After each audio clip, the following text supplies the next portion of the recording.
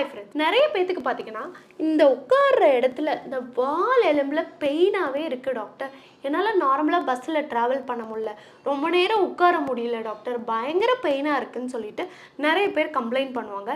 இதுக்கு ரீசன் என்ன அப்படின்னு பார்த்தோம்னா காக்சிடைனியான்னு சொல்லுவோம். இது எப்படி வரும் அப்படிங்கிறத நான் டீட்டெயிலாக சொல்கிறேன் பாருங்கள். இந்த காக்சிடைனியாங்கிற கண்டிஷன் மோஸ்ட் காமன்லி பார்த்தீங்கன்னா பேஷண்ட்டு டபார்னு சொல்லிட்டு கீழே உட்காந்துட்டாங்க, இல்லை கீழே விழுந்துட்டாங்கன்ற போது தான் அதிகமாக வரும். ஏன் அப்படின்னா இந்த போன் இருக்கு இல்லையா, இப்படியே அழகாக வளைஞ்சு வரணுங்க. இது சம்டைம் டிஸ்லொகேஷன் ஆகுது, இந்த பக்கமாக வருது, இல்லை இந்த பக்கம் நான் வருது. இது அப்படியே கொக்கி மாதிரி இருக்கும் இல்லையா, இது இந்த கொக்கியோட கர்வேச்சர் இன்னும் அதிகமாக போயிடுது. இந்த எலும்பு அப்படியே மடங்கிடுறது, அந்த ப்ரெஷர்னால ஃபுல் பாடியோட ப்ரெஷரும் வருது. கீழே போய் அப்படியே உட்காந்துட்டாங்க அப்படின்னா சதக்குன்னு அப்போ இந்த இடத்துல போனில் ப்ளஸ் இதை சுற்றி நிறைய தசைகள் லிகமெண்ட் நிறைய இருக்குங்க. ஸோ அந்த லிகமெண்ட்ஸ் எல்லாமே டேமேஜ் ஆகிறதுனால கூட இந்த கண்டிஷன் வரலாம். இந்த இடத்துல விழுந்தால் மட்டும்தான் பெயின் வரணுங்கிறது கிடையாதுங்க.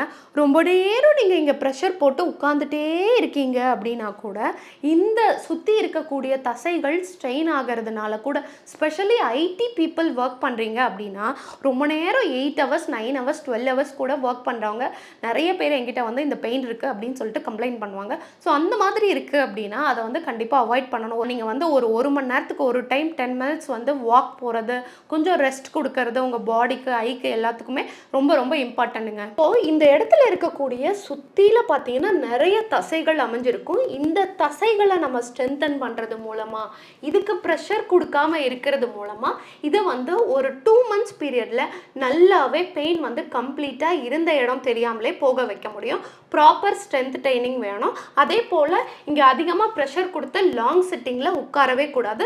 ஸ்பெஷலி நீங்கள் கம்ப்யூட்டர் ஒர்க் பண்ணுறீங்க, இல்லை ஐடி ஃபீல்டில் இருக்கீங்க, லாங் சிட்டிங் உட்காந்துட்டே இருக்கும்போது இந்த இடத்துல ஏற்படக்கூடிய ப்ரெஷர்னாலையும் நிறைய பேஷண்ட்டுக்கு பெயின் சொல்லுவாங்க. ஸோ அதை அதிக நேரம் உட்காராமல் அவாய்ட் பண்ணிக்கோங்க. அது மட்டும் இல்லாமல் டோனட் பில்லோ வாங்கி யூஸ் பண்ணுங்கள். நான் இமேஜஸில் காமிக்கிறேன் பாருங்கள். அந்த மாதிரி ரவுண்டாக குஷன் இருக்கிற பில்லோ யூஸ் பண்ணும்போது இந்த இடத்துல உங்களுக்கு ப்ரெஷர் அதிகமாக இருக்காது. பட் அதையே நீங்கள் பழக்கப்படுத்திக்க கூடாது. ஒரு எமர்ஜென்சிக்கு நீங்கள் அதை யூஸ் பண்ணலாம். ஆனால் இந்த ப்ராப்ளத்தை கம்ப்ளீட்டாக ரெக்டிஃபை பண்ணணும். ஸோ இந்த மாதிரி உங்களுக்கு ப்ராப்ளம் இருக்குது, உங்களுக்கு ஆன்லைனில் கன்சல்டேஷன் எடுக்கணும் அப்படின்னு நினைக்கிறீங்கன்னா கீழே வர நம்பருக்கு கால் பண்ணுங்கள். ஸோ உங்களுக்கு தேவையான எக்ஸசைஸ் நம்ம சொல்லிக் கொடுக்குறோம். ஏன்னா இதுக்கு எந்த மசில் வீக்காக இருக்குங்கிறத பார்க்கணும். போனில் ஃப்ராக்சர் இருக்கா, டிஸ்லொகேஷன் இருக்கா, இந்த டீட்டெயில் எல்லாமே நமக்கு தெரியும் போது தான் அதுக்கேற்ற மாதிரி நம்ம எக்ஸசைஸ் சொல்லிக் கொடுக்க முடியும். ஏதாவது டவுட் இருக்குன்னா கீழே கமெண்ட்ஸில் போடுங்க. கீழே இருக்க நம்பருக்கு காண்டாக்ட் பண்ணி ஆன்லைனில் அப்பாயின்மெண்ட்டும் எடுத்துக்கலாம். தேங்க்யூ.